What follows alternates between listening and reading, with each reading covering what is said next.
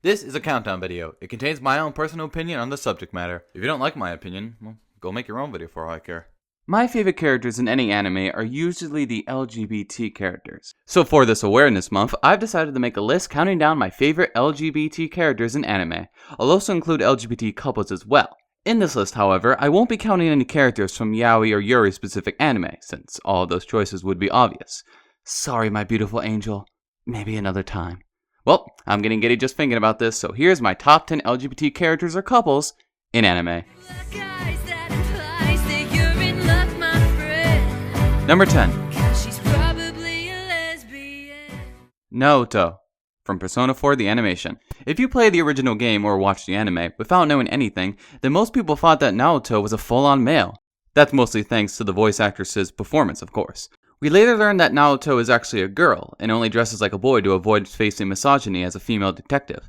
Even after her secret is revealed, she still wears more masculine clothing, including the male school uniform. She does this because she's more comfortable with this clothing, and the rest of the characters are supportive of that. I had a hard time trying to figure out if this character was transgender or gender fluid. My conclusion was gender fluid because she has no problem with the others calling her a girl when they all become friends.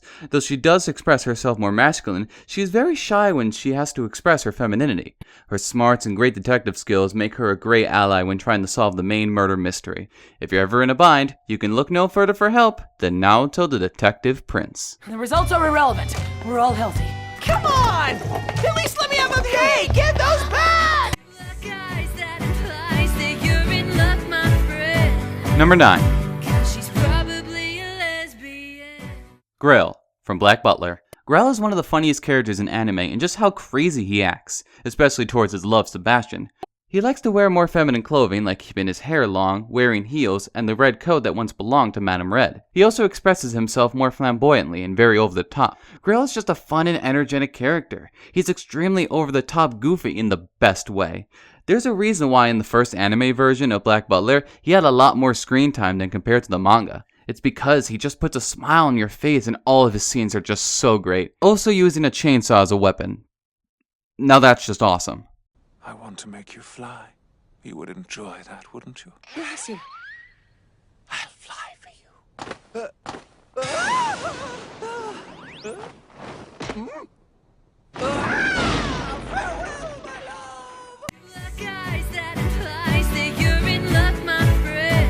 Number 8. Kaoru Nagisa, from Neon Genesis Evangelion and the third Rebuild movie. As many people know, Kaoru is easily my favorite character in the Evangelion series and Rebuild movies, and there is no denying that this character is gay. Poor Shinji. Oh, does he love Shinji? I mean, he was literally born to meet him. He shares a special bond with him that is written extremely well in the third Rebuild movie, when everyone is being a complete and utter dick to Shinji instead of simply explaining the situation to him. Kaoru is there to hunt him down and explain what's been happening. Their bond is very admirable, and it's amazing how Shinji is easily able to trust Kaoru, which he has been unable to do with anyone else. In a world that just hates and hates upon Shinji, it's heartwarming to know that there is someone who truly loves him. And for all those who know, it makes for a sad ending in both the anime and the third Rebuild movie. Sometimes the thing that easily connects two people to each other is love. And Kaoru is full of that for Shinji. You are delicate like glass. That is, your heart is. It is? Yes, this is worth earning my empathy. Empathy? I'm saying I love you.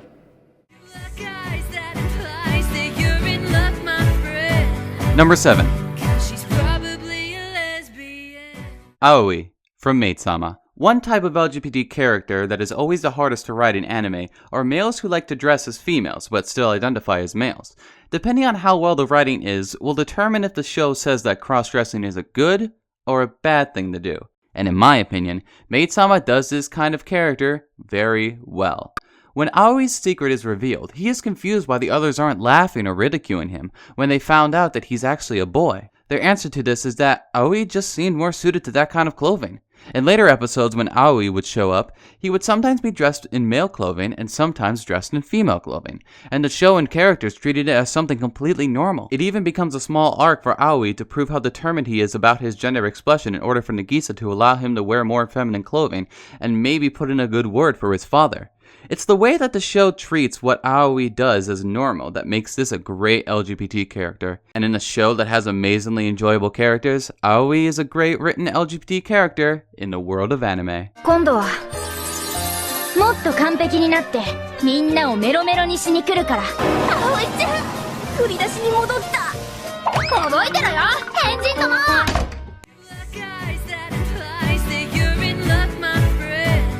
Number 6.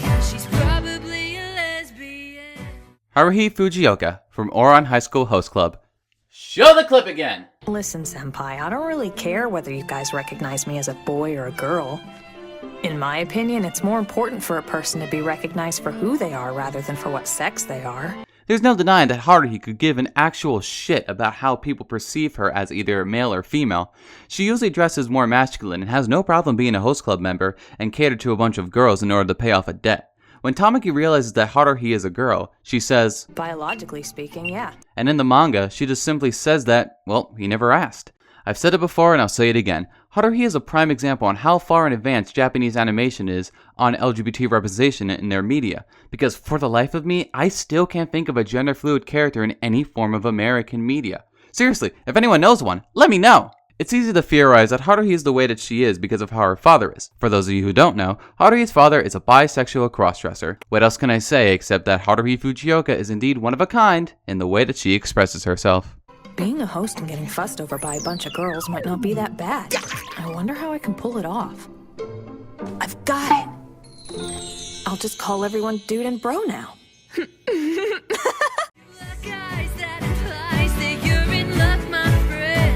Number 5.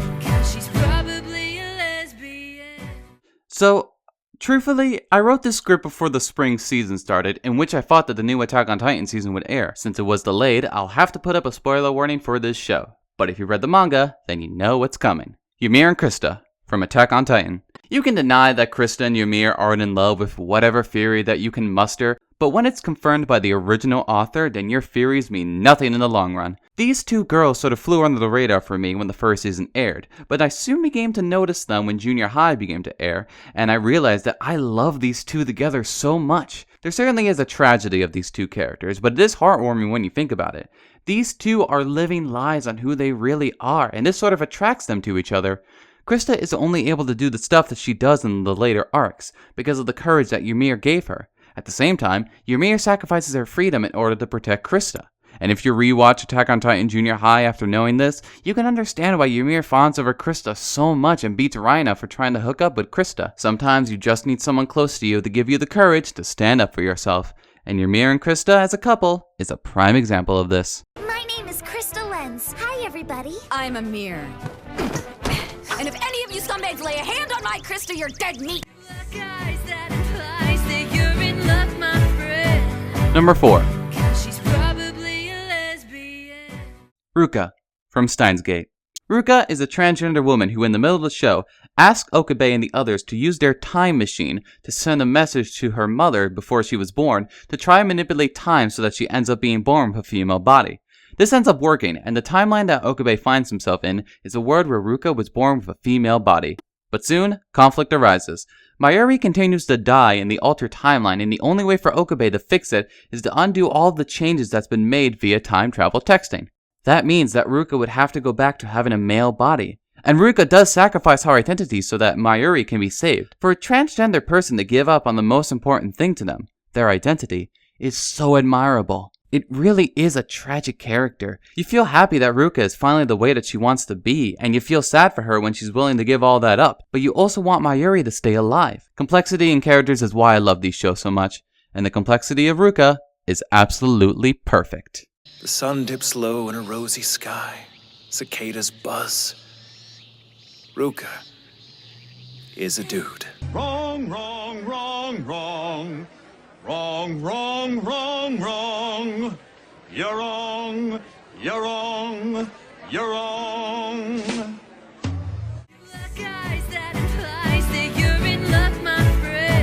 Number 3. Hana from Tokyo Godfathers. One of my rules that I always have for my top 10 list is that I always try my hardest to avoid Japanese animated movies since some do not consider them anime. I've broken this rule twice before with my top 10 mothers and fathers videos, and here's another time where I must break the rule because this one is just so necessary to include. Hana was one of the first characters in Japanese animation where her transgender identity wasn't presented as a joke or a shocking revelation to a character's identity. It was just a part of her character. This would later be done the same with characters like Ruka, as mentioned before, or with the anime Wandering Sun, which I honestly still really need to see. In the movie, her drive to protect this abandoned baby and bring her to her mother safely comes from the fact that Hana wishes that she was a mother herself and could give birth to her own child. However, due to her biological body, she is unable to do that. Something that I like the most about Hana is how, even though everyone always refers to her as a he, or calls her, and pardon my use of slurs for this, fag or faggot, she is completely unfazed by it. She's living in a culture that does not accept her, and she understands that, so she faces those slurs and names head on, always knowing who she herself is in the end. Even when Miyuki starts referring to her as Miss, Hana makes a retort asking whatever happened to the other names that she used to call her. It's this sort of accepting of her situation that I love so much about Hana, and why I was willing to break my own rule for the third time. Number 2. Kuronosuke, from Princess Jellyfish. Kuronosuke is a college student who enjoys wearing women's clothing on a daily basis. He also likes girls and identifies as male, but he loves everything about women's fashion, and damn does he pull it off wonderfully. Most people who see Kuronosuke when he's dressed like that think that he's a full-blown woman. It brings him so much joy, and his girlfriends that hang out with him love him for it. He's just a guy that's always looking to have a good time. However, he wouldn't be an interesting character if he didn't have some complexity to him. For you see, his mother was a singer who his father had an affair with, and then Kuronosuke was born. His father took him away from his mother and refuses for Kuronosuke to dress as a woman in front of him, or in any scenario that would ruin his reputation as a successful politician. This is the most interesting part though, for you see, while Kuronosuke identifies as a male, he sometimes wishes that he was born as a girl instead. He wishes that he had just been born as the perfect little princess. That way his father would have understood, and he would have been able to stay with his mother forever. I've mentioned this in a previous video, but the journey that Kuronosuke goes through is one that is very engaging. The moment when he strips off all of his female clothing in the men's bathroom is so effective and hit me right in the heart. What can I say? There is certainly no other character that shares the same kind of complexity as Kuronosuke. What's with all the shoving? Yeah, I'm a man. Are you a drag queen? What? No. Cross-dressing's just my hobby. I'm normal. Normal? I'd say you're anything but. Number 1. Haruka Michiru, also known as Sailor Uranus and Sailor Neptune, from the Sailor Moon franchise. I love these characters so much and what they mean for the LGBT community. Haruka and Michiru are two females in love with each other. And when I mean love, I mean in love. Like every other second, they're either dropping sexual innuendos at each other, or they're leaving the other characters to go have sex. I've said it before and I'll say it again. It is amazing how these two characters were a canon lesbian couple in the mid-90s in Japan, while America censored it to cousins when it got dubbed in the late 90s. So thank you so much, Viz Media, for keeping these characters as they should be. And that would be inspirations for the LGBT community. Not only me, but I've talked to a ton of people who've said that Haruka and Michiru are the reasons that they were able to come out of the closet. These two are so influential in just the way that they are in love. They literally define a generation. Hell, when the most recent Sailor Moon musical ran in Japan, I read that when Sailor Uranus and Sailor Neptune appeared on stage, there was a standing ovation with lots of cheering. I should also mention that Haruka is confirmed gender fluid in the manga, and in both, she prefers to wear more masculine clothing, like with the school uniform, teaching young girls that you don't have to wear feminine clothing to be a woman. And you can see what I mean by this in the new season of Crystal. I could go on and on about these two, but with all the videos where I've talked about them, you're probably tired of hearing it again and again from me. But what can I say? I love them so much, and they're a major influence on my life. ずるいじゃないか。自分だけの世界へ行くなんて。僕を置いてくなよ。